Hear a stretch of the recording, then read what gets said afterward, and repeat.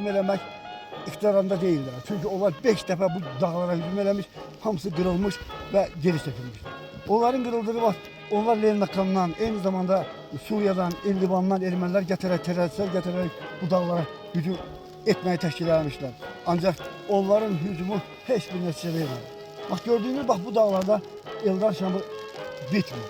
Bu Ermeniler bu dağlarda 211 Ermeninin öldüğü bak bu dağda öldüler için Şam'a, Eldar Şam'a ekip ve abideler kurmuşlar. Ve bu abideler onu gösterir ki Ermeni kurbanları burada güçlü kırgına uğramıştır.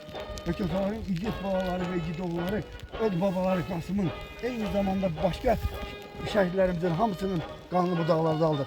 Ve bizim en çok sevindiğimiz o oldu ki biz Xocalı şehitlerinin kanını bu dağlarda almışız.